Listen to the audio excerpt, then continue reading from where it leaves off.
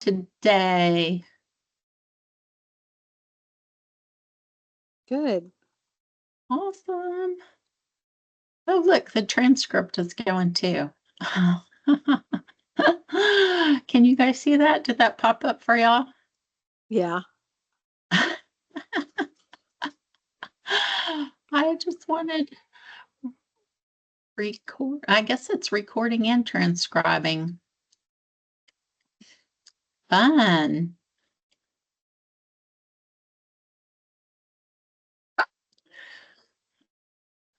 Oh, good.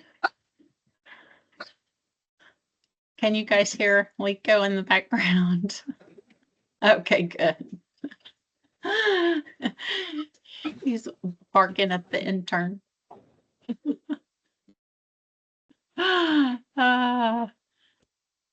Yeah, I've been told before that people can't hear him barking in the background. So however these microphones work, it's really impressive. Hello, hello. So I guess all of us are not on spring break. Safe to say. Not at all. Next week. Aha. Sounds good.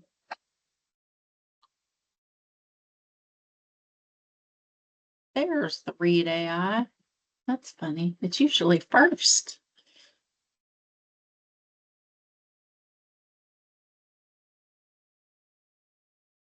Let's see.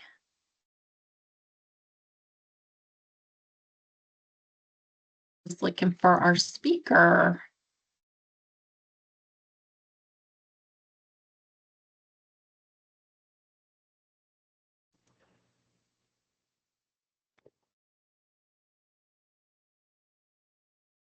Well, I guess it's pretty nice weather all over Texas. Don't think I've heard any different. How about you, Christy, all the way in El Paso? Is it nice Yes, out it's there? Yes, it is today. Thanks. It's sunny and dust free for the most part. That's always a plus. Awesome. So glad to see everybody. And I did see Anne join. Very excited to have Anne present to us today. We'll get started in just a moment. Like to make the best use of your very precious busy time. So I like to start on time and end early or end on time. I trust everyone got my email with all those attachments this morning.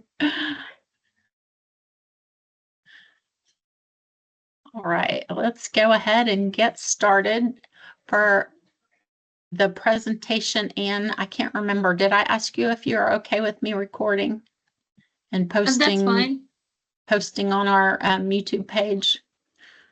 Okay, very good. Do you have a presentation to share? Do you know how to do that on Teams? Let's see. It's in the top right, Anne. Yeah, I see it, but I always have trouble getting to the right screen. Oh, from it's the not showing my document. Yes, I know what you mean. Yeah, one of them will show the document and the other one will show what you're actually looking at. Mm-hmm. Okay. Well, why don't I do this? Let me see if I can do it this way. Do you see my presentation? Yes, ma'am. Yep. Okay.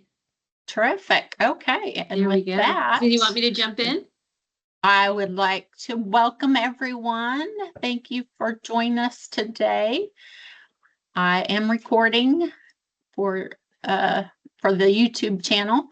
And now I'd like to introduce our presenter, Ann Baddour. Did I pronounce that correctly? Correct, yeah, thanks. Okay.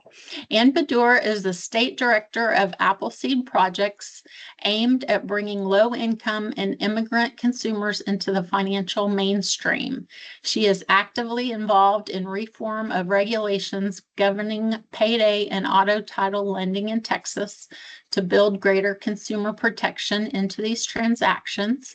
She also advocates for consumer protections to address financial exploitation of vulnerable populations and improve protections against abusive debt collection practices. She was a member of the Consumer Financial Protection Bureau's Consumer Advisory Board, serving a 4-year term ending in 2018, and is a Fulbright Scholar with a Master of Public Affairs degree from LBJ School of Public Affairs and a master's degree in Middle Eastern Studies from the University of Texas at Austin. And with that, Anne, the virtual lectern is yours. Great. Well, thank you so much. And I really appreciate the opportunity to share some of the things that we're working on. I'm going to be focusing on some of our priority issues that tie into elder justice and elder financial abuse remedies for people.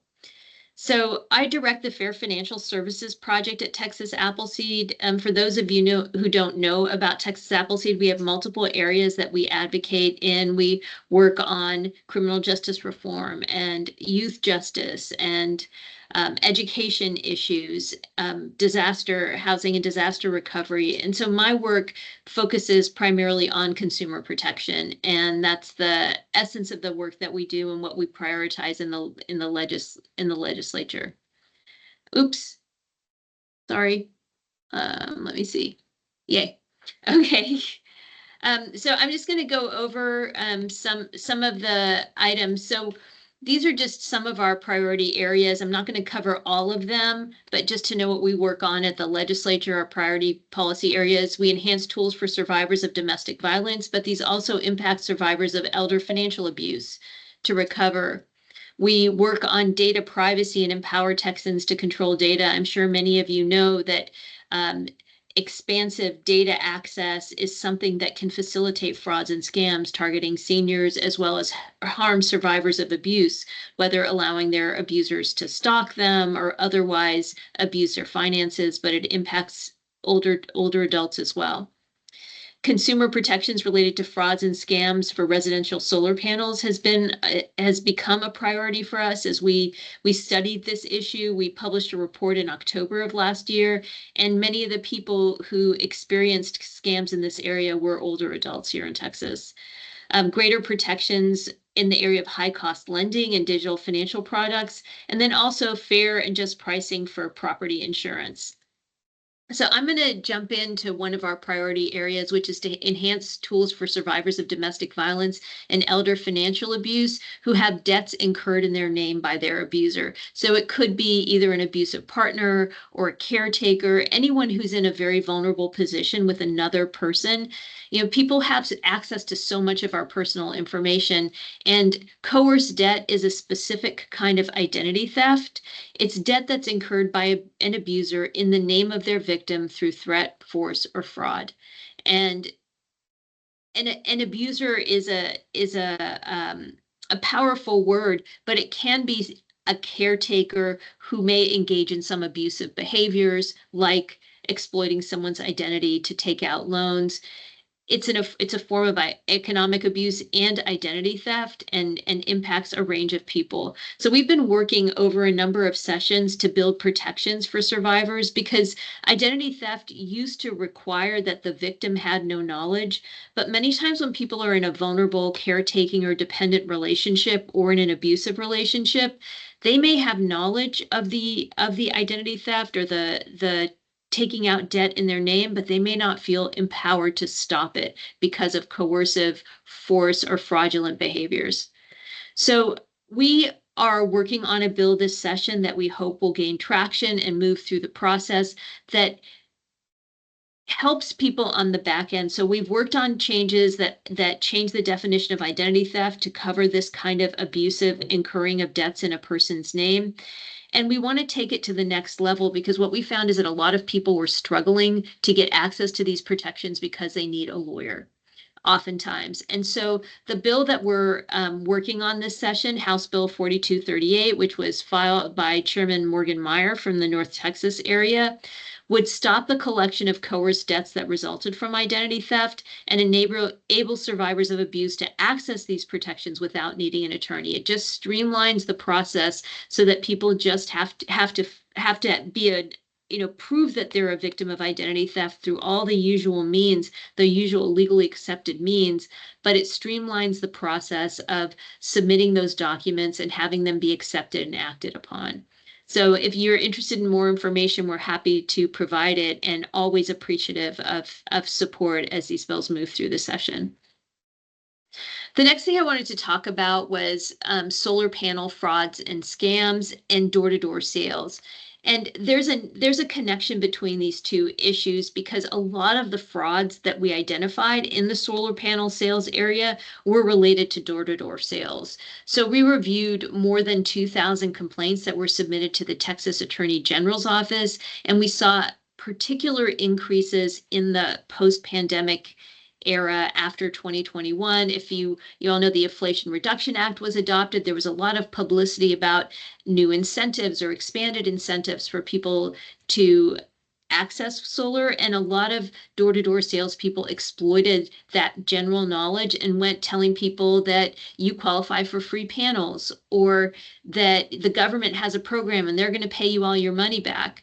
But especially for older Texans and lower income homeowners, they were particularly targeted by these aggressive sales practices, but also couldn't many times qualify for the tax incentives or receive bad service. There was a lot of fraud in terms of how contracts were signed. And so we have been working on documenting the problem and are encouraged by a bill that's been filed, Senate Bill 1036 by Dean Zaffarini, that would create a licensing and registration process for people who are engaging in the solar panel sales industry and the installation of these panels. We're hoping it looks like there's going to be a clear pathway to unwind the loan, because a lot of times these loans are financed through loans that can be 20-year loans. And if you think about an 80-year-old signing a contract for a 20-year loan that may not be secured by their home, but still enables them to put a lien on the home, which can obstruct sale of the home. There were a lot of problematic practices, and so it was important that when people are victims of these kinds of fraud, that there be a way to make them as whole as possible. So we're encouraged by things that we're hearing about potential, both by the bill as filed, but also some changes that we are looking forward to seeing in the bill. And also another area, because door-to-door sales practices has been such an area of abuse over such a very long period of time, including impacting many older Texans, we're hoping that there can be some added provisions on the front end. I did also want to highlight Senate Bill 1007. We're hoping to work with the author on this bill, but our concern about this bill is that it weakens door-to-door sales protections. It's not specific to solar panels, and so it doesn't impact that particular issue. But we know with the 3-day right to rescind and these kinds of practices, you never know what the next thing is that's going to come. And I'm really personally feel very reluctant about blanket exempting anyone from this very basic protection. It's only 3 days.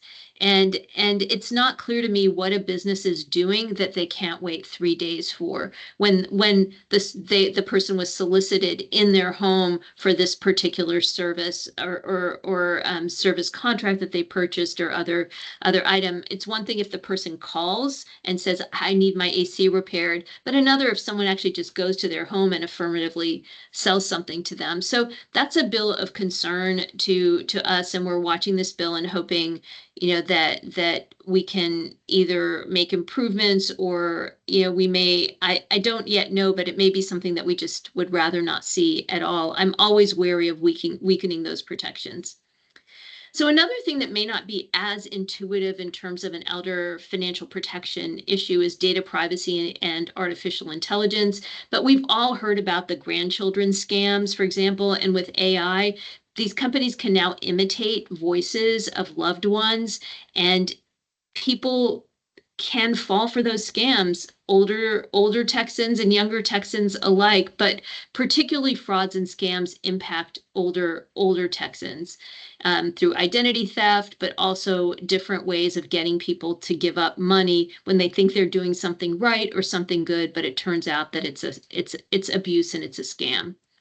So these are just, we're looking at enhancing data privacy rights through a data broker registry that was adopted last session. So Texas last legislative session adopted two major data privacy pieces of legislation, one that requires data brokers, which are businesses that compile huge amounts of data and sell it to the highest bidder. They're not really accountable, and they know things like about us, like our location. They can get cell phone location data. They can get a lot of really private and personal data, and there's not a lot of accountability about what they collect and how they sell it. And then also general data privacy rights, where we now have the right to know what data companies hold about us. We can stop the sale of our data. We can ask them to delete our data, or we can correct our data. And so we're hoping to strengthen the data broker registry that exists on the Secretary of State's website in order to have it be much more clear for people where they go if they want to get their data deleted, or if they want to know what data companies are collecting from them, just to make it more user friendly. There's also a possibility of an AI bill passing this session. It's a very heavy lift, and I'm not sure the status, but we're going to be engaged with that as well, just to ensure that communities, and particularly those susceptible to fraud, scams, or abuse, are protected in that bill. And so the bill that would amend the data broker registry with making it more user friendly is Senate Bill 1343 by Senator Nathan Johnson. And we support that bill. And then the final, in the area of insurance pricing, and something that impacts, though not a widow or a widower is not always an older adult, but oftentimes it's somebody, an older adult. One of the things that we discovered both through our research and in talking to people is that widows in Texas, particularly women, there are over 1 million widows and widowers in Texas. They get penalized often for their property and auto insurance when their spouse passes away. So just from going from married to single, they end up paying a premium. And we spoke with some widows who are paying $100 and $200 more every 6 months on their insurance. And that can be a lot of money. And it also just feels unethical to do that to someone. We can't expect someone who's grieving, who's in a very difficult point in their life, to have, to go and shop around for insurance, or not every company does it, but for those that do, it's an unjust practice. And we're hoping that legislation will pass that prohibits this practice. And so a couple of bills have been filed. Senate Bill 1238 by Senator Coerced and Senator Middleton, and HB 4392 by Representative Morgan, their companion bills, and then also HB 1089 by Representative Ana Hernandez. So we're very supportive of this legislation and hopeful that it will move forward and provide some important new fairness and protections in the market. And with that, I just have my contact information, and I'm happy to answer any questions. Great, thank you, Anne. Anybody have any questions? I feel like one of the other thoughts is related to the Bitcoin. Oh, and there's Nathan. Nathan would be the one to ask it. The Bitcoin scams. Are you participating in that? Yeah, so well? We're definitely like the crypto kiosk regulation, for example. There are a few bills that have been filed, and our partners at Texas AERP are leading on that issue, but we are absolutely supportive of that, and it's very much something that's an important.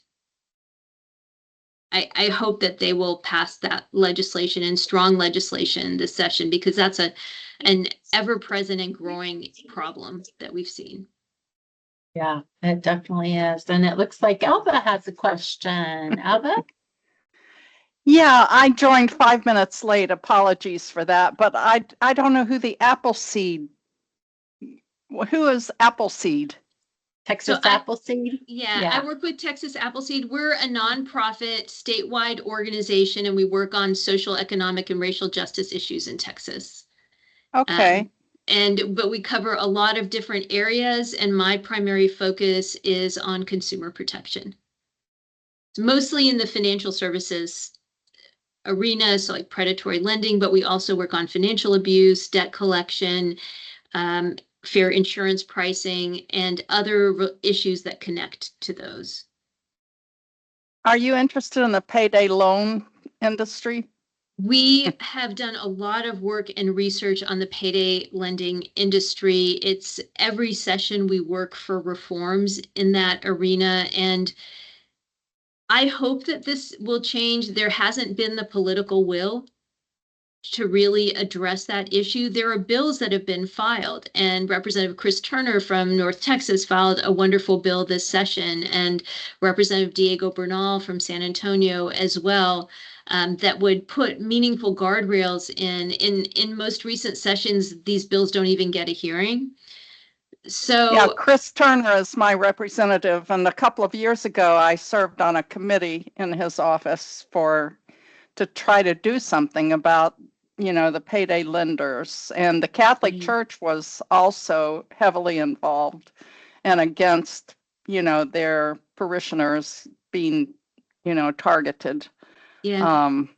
And so I think there was some kind of law passed here in Arlington, a regulation or something that prohibited payday lenders from operating inside the city. So they moved to Dalworthington Gardens and Pantego, which is a little city within a city here in Arlington. But now I see they're back. They're on every corner in Arlington. So I'm not exactly sure what has happened, but it's certainly concerning that, these people are, Yeah. I mean, cities have done a lot to try to rein in the most abusive practices, but like you observed, there are limitations to what a city can do, and really we need statewide laws. Right. Texas, it's actually, when you look at the data, your eyes will pop. An average APR in a payday loan in Texas is over 500%. I've seen contracts with 600% and 700%. And going just north to Oklahoma, the same companies offer loans at 1/3 of the cost. And, Wow. and not that that's still, I mean, that's still really expensive, not to say that that's better, but just to see the power of having rate caps in the market, that when we have a market that's a free-for-all, Texans get abused. The Houston Chronicle had an article 2 weeks ago on this topic, and based on a national study, half of the fees paid for payday loans come from the state of Texas. Wow. Nationally, Texans make up about 11% of the transactions and half the fees. So I think the Catholic Church was trying to set up a fund where they would offer short-term loans, at a greatly reduced interest rate. I don't know if they still do that. I believe they do through the Society of St. Vincent de Paul. I think in North Texas they have a program, and so they work with clients when they go and they visit with clients and they assess their needs. If one of the barriers to financial stability is because people are stuck in a payday loan or a car title loan, they will, they can't help everybody, but they will help those clients, and it's made a very big difference for the individuals that they've been able to serve. But we also have done a lot of work documenting better loan products. One of our partners, Raise Texas, has put together a compendium of affordable loan products for people who have subprime credit. And I'm happy to share it with Dana after the call if people are interested in seeing that. So You know, the good news is that there are more beneficial options in the market, but sometimes they're hard to find, right? Like you mentioned, payday loans are on every street corner. Now there are apps on your phones and you know, there are options, but sometimes they can be overshadowed by the abundance of the harmful options that in the moment are very quick and easy and feel like there's less friction, less barriers, but in the long run leave people financially devastated. You know, I just heard from someone who had taken out an auto title loan, paid for over 2 years, and then lost their car. They had to pay $870. It was a $2,000 loan, and they paid more than $2,000 by far on this loan, lost their car. Then they had to pay $870 to get it back, only to still owe $1,700 on this loan. And I mean, but those are the stories that we hear Yeah. over and over again. And I wish there were the will in the Texas legislature to address this issue. You know, good bills have been filed. But, you know, we remain hopeful, we work, we educate, and, you know, to the extent that you all would like to advocate or educate on that issue as well, I think it's welcome. The more people hear about the problems, hopefully the more there'll be an incentive to do something about it. Yeah, and it's complicated because often, you know, low income people, I mean, they need to feed their kid and they, you know, need groceries. And so they'll go take out one of those loans. It's complicated. It's not really, yeah. I mean, Anyway. one of the things that's interesting, a partner organization of ours, Pathfinders, you may know them. They're in Fort Worth. They provide financial coaching and support services. They brought together a group of an expert panel of people who had used payday and auto title loans just recently and talked to them about the experience. And 201, like all of them, initially used the loans because they had an urgent need, and whatever urgent need they had, like they wanted to avoid eviction or make a car payment, they ended up losing their car and losing their home and having the debt. Like in the moment, it got them over that hurdle, but it didn't solve the problem. And they ended up even worse off because the bad thing that they were hoping to avoid still happened and they were stuck with this loan. Right. And you know, another area that deserves attention is private equity companies. Private equity companies coming in and buying up mobile home parks, for instance, and raising the rent like 50% overnight with the intention of either closing down the mobile home park and because the land is ripe for redevelopment and it's very valuable. But people that have lived there and expected to retire and live out their days, you know, mobile homes are sometimes the last bastion of affordable housing available. And when they raise the lot rent, you know, 50% overnight, and it's happened in Fort Worth and here in Arlington as well. They raise the fees so that they want people to move.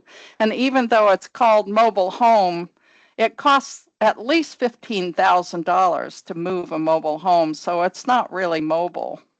And private equity companies are just in it for, you know, for the profit. And there are, you know, courses on the internet that teach people how to go and, you know, buy up a mobile home park and reap profits. It's interesting. Yeah, I know. I've heard of that. That's a problem here in Austin as well, in this area. Yeah, I think there are definitely a lot of issues that merit attention and policy solutions. Definitely. And it looks like Lynn has a question. Lynn.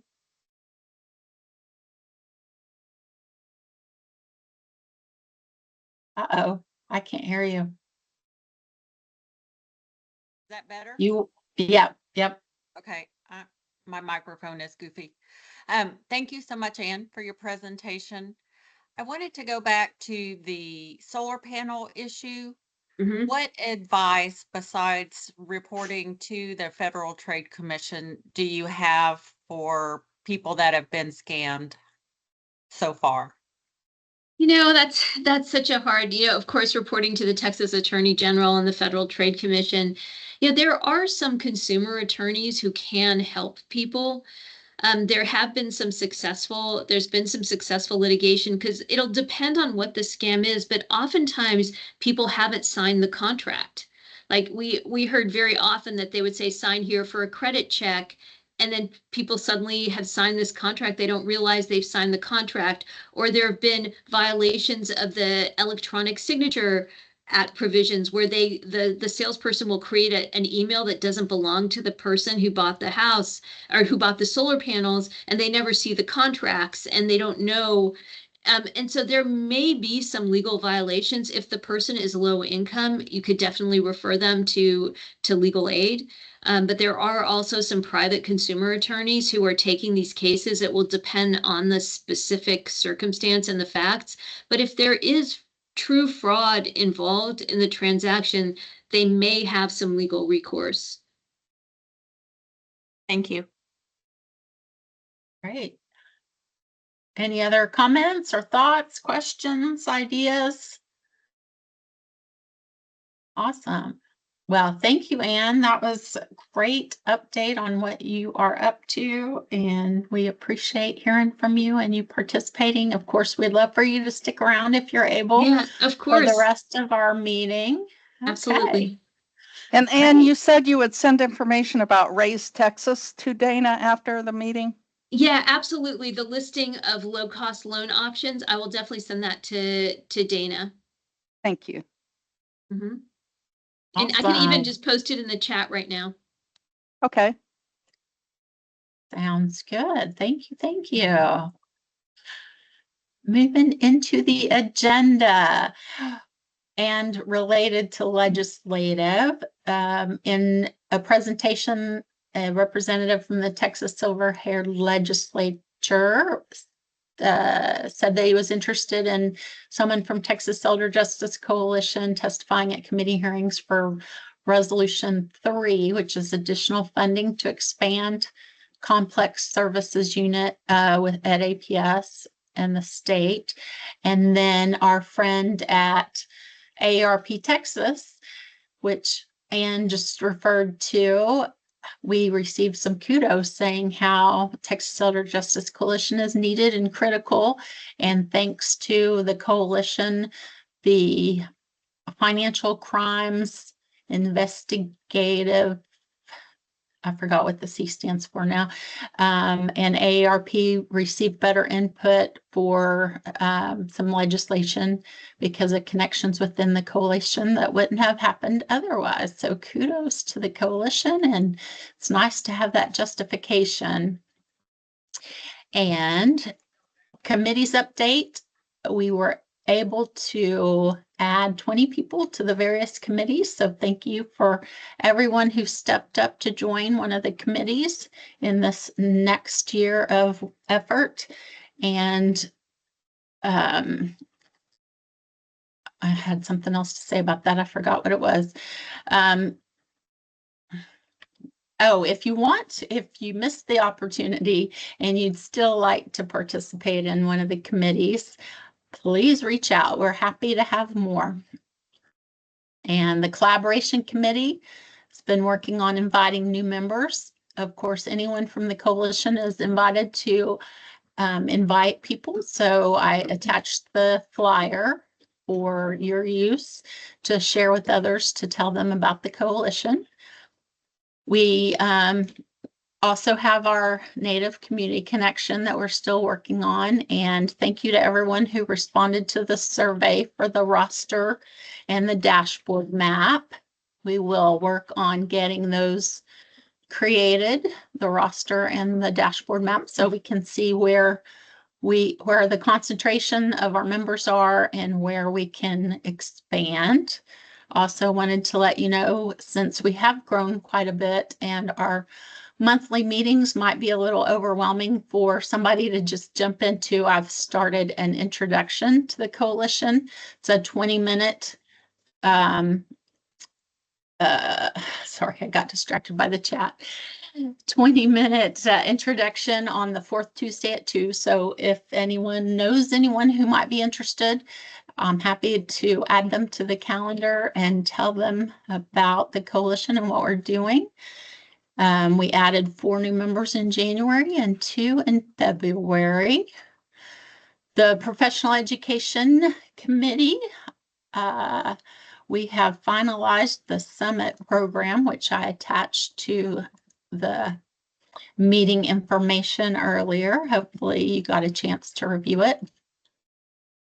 And very excited to share that we have the date, the location, and all the presentations ironed out with speakers for all of the sessions, and the program with the sponsorship, expo, and advertising menu are all together in one document. So you are able to look at it. The link to register, texaselderjustice.org/events for details on the program if you want to read the session descriptions, and also the link to register. Very excited about that. Any thoughts or questions so far?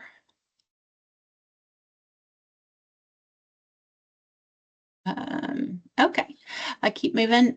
We have our monthly meeting speakers planned through August. Thank you to the Professional Education Committee. And then also one of the attachments on the email was the nomination for Achievement Award that we're going to award this year at the summit. And if anyone is interested, they are welcome to self-nominate.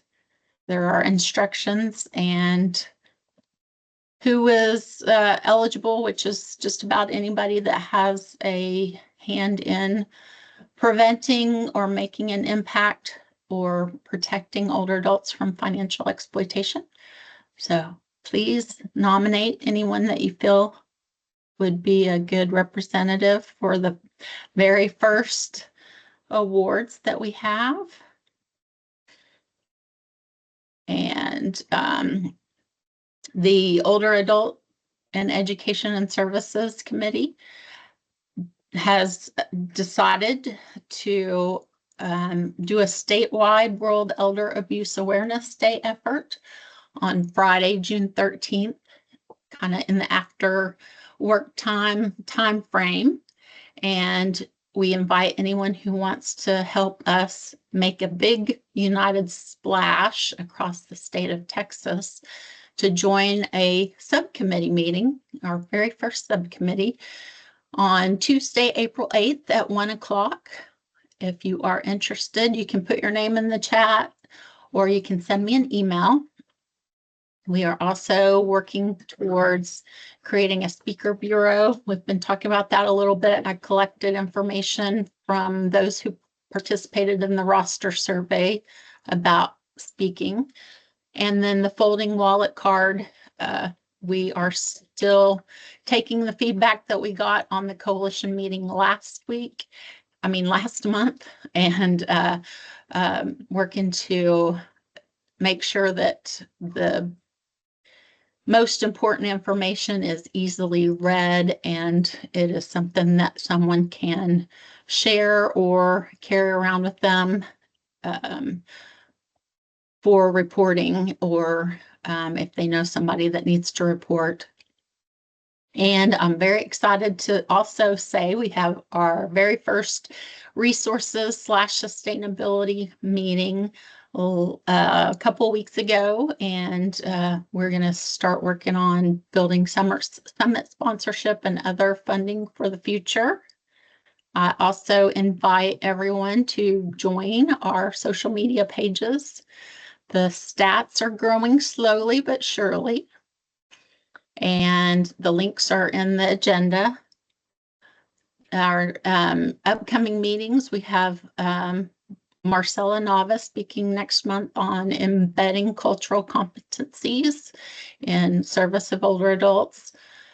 Stoss Taylor with Empathy HQ will be presenting in May on kind of like victim-centered support and language. And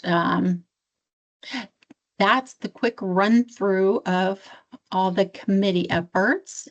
Does anybody have any questions or comments? No? Okay. I did start asking committees if they want to have a spokesperson for their committee so that you don't have to listen to me talk the whole time. That way we can vary it up a little bit. Let's see, I think the last thing on the agenda is just if there is any new business, any announcements or open mic. Now is the time. Great.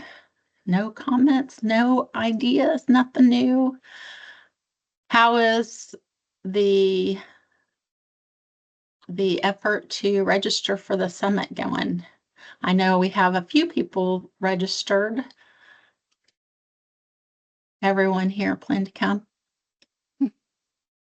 Dana, remind me what the cost is to attend just for a participant? It's $100. Okay. Are you paying the speakers?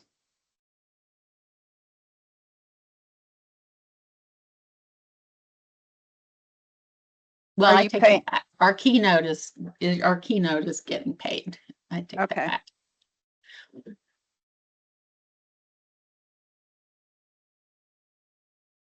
Yay, Rhonda. Good to know.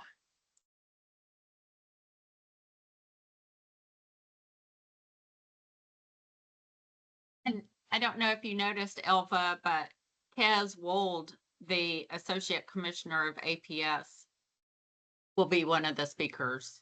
So Dana did a great job inviting him and getting him here. So we're excited about his participation. Yes, for sure. Definitely the schedule worked out well for us for that. And I there think are that others agency has been in turmoil, right? I mean, people resigning and people, anyway, he'll probably have a lot of good information. I think so. It's hard work, as you can imagine. Definitely. And then there's a couple other people on the call that are speakers. So very excited about that. I don't know. I don't mean to put you on the spot, Kelly or Nathan, but if either one of you want to talk about your session, now would be a good opportunity to do a little advertisement, commercial, however you want to say it. Can you hear me? Yeah, go ahead. Hi, this is Nathan. I apologize. I don't have my camera working right now. But I'm looking forward to the summit meeting. And as you may know, I work with the DA's office, everybody. I'm a prosecutor here in Tarrant County, located in Fort Worth. Looking forward to the summit meeting. And I also wanted to share that tomorrow, I think tomorrow's Thursday, right? Yeah. Tomorrow on Thursday, there will be a little public awareness campaign that the DA's office is doing that also GSI has assisted with. We're trying to get the word out about the crypto ATM machines. And so if any of you are on the LinkedIn or I'm assuming the Facebook with the Tarrant County District Attorney's Office, you'll see a little video that we're doing to kind of spread the word about the dangers associated with the crypto ATMs. And without hogging up a whole lot of time, I will just say that the basic scam associated with that is you'll get a text, an email, a phone call. They will convince you that your bank account has been hacked. And we have had numerous elderly victims here in Tarrant County, Fort Worth specifically, go withdraw thousands and thousands of dollars from their bank account and then go and think they're safely depositing their money into a safe account, but it's actually just going into a digital crypto wallet straight to the bad guys. So if any of you are on social media, you will see that, and we're just doing our best to get the word out, because these crimes are not a few $100s. They're typically on average about $10,000 or greater in financial loss. And I guess there's no way to get the kiosks or the ATM out of the 7-Elevens or wherever they are. I actually wanted to learn about crypto, and this has been at least 6 years ago or something. And so I wanted to figure out how it works. So I invested $1,500 knowing that I would likely lose that. And I was willing to lose it for the education, but I actually sold it for $5,600 a couple of years later. But I learned how to buy it and how to buy a wallet and all that kind of stuff. But I certainly do not recommend people to invest in crypto. I mean, it's a crapshoot for sure. That's a very good description. And I will say that is it Miss Roy? Yes. Miss Roy, you are unique from many folks who don't understand it at all. And so, when folks are depositing $10,000 into one of these machines, they think they're depositing it into a bank account that is like a safe new account, secure, created just for them because the conners have scammed them. But it's going to a digital wallet, and the ability for law enforcement to track that digital wallet is almost impossible in any meaningful way to recover that money. So you're definitely ahead of the curve, and that's a good thing. But many of the folks, including some judges around here, they don't know a thing about it. They have no concept of what it is or how it works. Awesome. All right. Thanks for those comments, Shirley. You have your hand up. Yeah, I just actually had a question. Uh-huh. We hear and we've seen a lot of people that get romance scammed, and I'm just wondering, are there differences, like, have people seen a delineation of people that are romance scammed as opposed to someone who has been a victim of identity theft? Because it's like when the people are romance scammed, they're willingly giving their money, but I understand it's very difficult for people to get back their money if they're in that type of scam. Whereas if someone was a victim of identity theft, where someone literally stole their money, it seems like their chances are higher in recovering that rather than someone, specifically the romance scam, because I've seen a lot of that happen to people. And I don't know what the chances are with people getting their funds back that they willingly gave them money, but they've also been a victim of, perhaps, elder abuse or neglect, or, they fall in that category, being victimized for being conned out of their money in that type of scam. So I don't know, just looking for comments on that from anyone, really. Any experts on that? Oh, this is Lynn from Guardianship Services, the Financial Exploitation Prevention Center. So as most of you know, or many of you know, with capacity, and Nathan could speak to this as well. So it depends on if the person is able to make decisions and handle their affairs. And so what we're seeing at the Financial Exploitation Prevention Center, it's individuals that do have capacity. They're being preyed upon. Mm-hmm. But I got a phone call from a daughter. It's usually family that calls us, very concerned about their family member. And her mother believes that she's having a romantic relationship with Tyler Perry. Mm. And, she sent him money, what she believes is him, money for a vacation and all these other things. And she just she will not believe that this person she's speaking to is not Tyler Perry. And, and as long as we have capacity, we can make bad decisions for ourselves, just like I make bad decisions with my wardrobe and shoe purchases and those kinds of things. And it's just unfortunate that there's not a safety net for the folks that are easily preyed upon. Oftentimes, they've suffered a big life change, recently widowed, and isolation is a factor. And so it's one of those things that as we all age, to stay connected, keep people that help us make the best decisions close to us. But it is very sad, and we do see it a lot.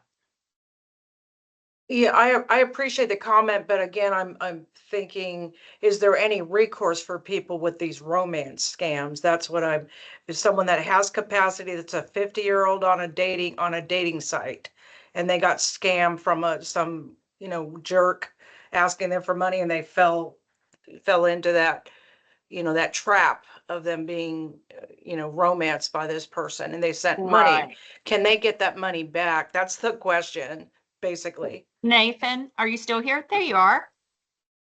I know that your office has prosecuted the romance scammer, one of them, but can you speak to someone who has capacity? And Yeah, I thank you.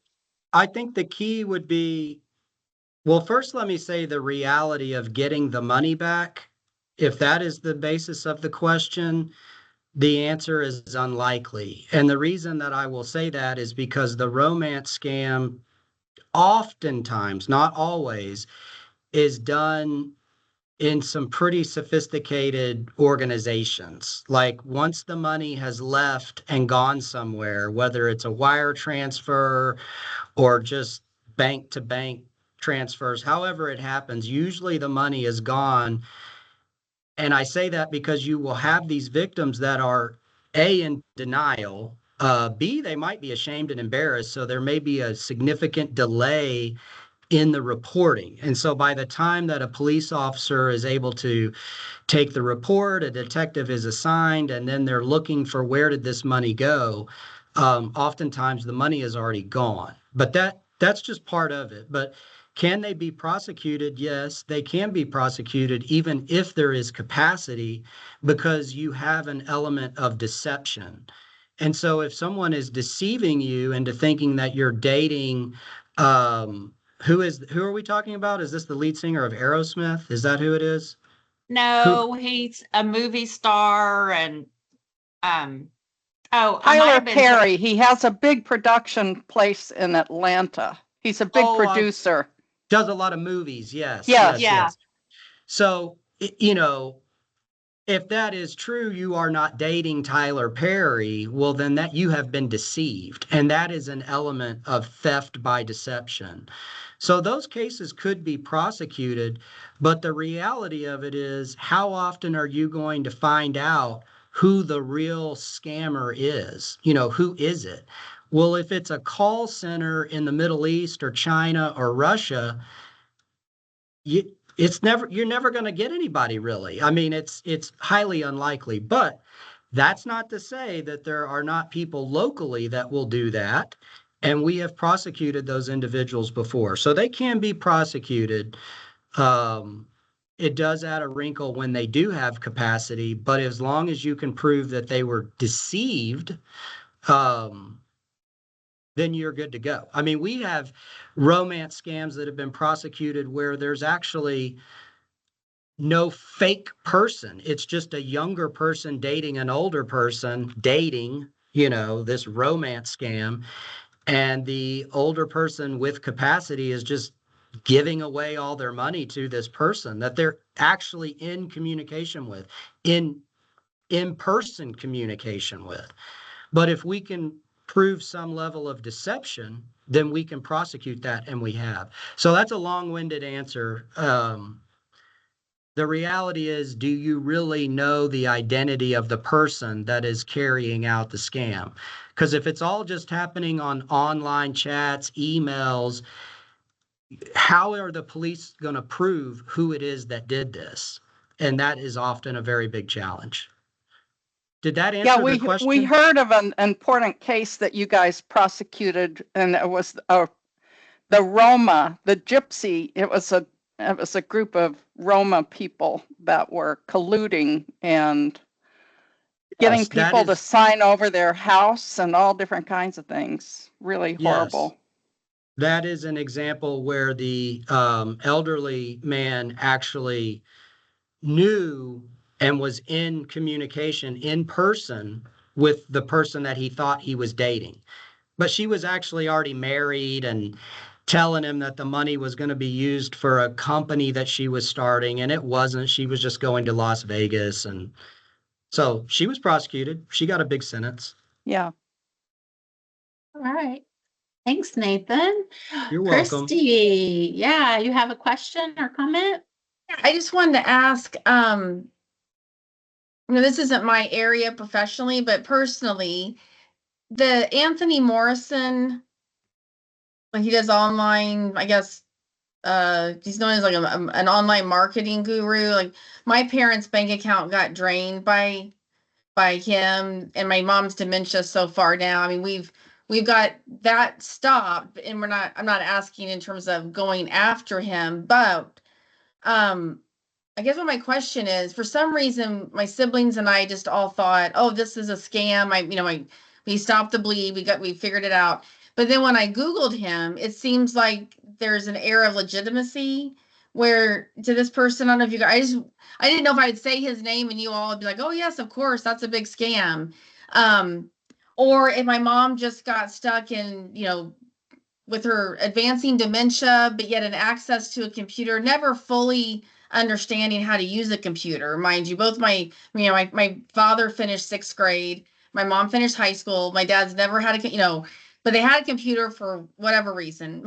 Anyways, is Anthony Morrison, is that, in some circles, people are like, oh my gosh, that's the biggest scam on this earth. But if you Google him, then it looks like he's this marketing coach. And then, so my point is, let's just say there's someone who is legitimate, but someone with dementia gets taken advantage of. Or is that really the family's fault that we allowed that to happen? Or should that, her entire bank account for years, she was spending not thousands, we didn't have that much, but hundreds of dollars a month with nothing in return. Any thoughts on that from anybody? Well, if your mother didn't have capacity, which she didn't, if she has a dementia diagnosis, then I don't. The problem with that is this sounds like this is all online. If you're talking about criminally prosecuting Anthony Morrison, which may or may not have been your question, I don't know that you're going to have much success with that because he doesn't necessarily have any knowledge about your mother's mental state or lack of capacity. To your question, if that's the family's fault, like your fault, no, absolutely not. Well, I guess I was just thinking, well, thank you for saying that. I guess I was just thinking that, I saw the email she would get. So even before she had dementia, she was just kind of addicted to shopping on the computer and just buying. And my dad said, there comes the brown truck again every day. There's something. But the email she would get, if you read the email and you weren't really thinking clearly, you would think, oh my gosh, this woman's a millionaire now. She was getting messages saying, if you send us this by next month, you are going to be a millionaire. And that's where really when we were noticing the dementia, because she was trying to convince all of her kids that we were going to be millionaires because she is making all this money. And this, when we investigate, it went on for a very long time. And so I thought maybe, I was curious really if I said his name, if some of your faces would be like, oh, of course, that's a big scam, but it doesn't seem like anybody's even heard of him. But he was a member of our family's lives for a few years, because at Christmas, that would be our gifts. Anthony Morrison, my mom's going to be a millionaire. I'm So who knows, these sorry. people, That's okay. I'm looking at the computer. I see this guy's face. Maybe he has no idea what kind of havoc he caused in our family. I don't think so. If you're promising people that they're going to be millionaires, that's not. It was bizarre. It was not- very scammy, you know. And I would just say, you know, keep in mind that wealthy people, which we can assume he's probably very wealthy because your mom is probably not the only one receiving those emails, but they can curate their online presence. And so, and ensure that negative press is taken down and things of that nature. So we can't solely rely on what we see on Google reviews and everything, especially with wealthy people being able to curate their presence. Wow. Great discussion. It looks like we have 2 minutes left. Any thoughts on Anthony Morrison or anything we've talked about today? Be sure to send me an email if you'd like to participate on the World Elder Abuse Awareness Day effort. We are excited. And of course, get registered for the summit, share coalition information, share summit information. And let me know if you have any questions or concerns or if there's anything you need. I appreciate you guys all taking an hour out of your day for this group. And It's a good meeting. Good meeting. Thank you, Dana. You're welcome. Thank you, Elva. Appreciate that. And so I think there's a few new people on here. If anybody wants to do a minute or two worth of introductions or stay on, you are welcome to do a little meet and greet. Otherwise, I will talk to you all soon and have a great afternoon. Enjoy this weather. Well, I have one quick comment, Dana. Rock Robinson. I'm with Yes, the yes, Attorney Rock. General's office in the great city of Austin. Welcome. Yeah, And this has thank been you. a great meeting, and it's my pleasure to get involved with the coalition. Of course, you all perhaps know that our office does get involved with senior exploitation, etc., elder abuse. So it's a pleasure to get involved to assure that our elder citizens are treated with dignity and respect. And one of the things that we're finding out with some of the matters that we work on, it's the awareness. And for the individual that's been exploited, providing details and information in a timely manner, and that doesn't happen in most of the cases. So it all leads to more awareness and getting folks involved to report. And oftentimes they're not. We hear about it at social functions or dinners and reunions. Well, hey, Aunt Johnny was scammed out of whatever amounts of money 2 years ago or last week or whatever. What? And they're not saying anything about it because they're embarrassed. So if we can help remove that stigma, which is kind of tough, but awareness through PSAs, through folks like us, pushing out information pertaining to how these things can be resolved. And finally, yes, these individuals that are involved with romantic scams can be prosecuted, can be held accountable.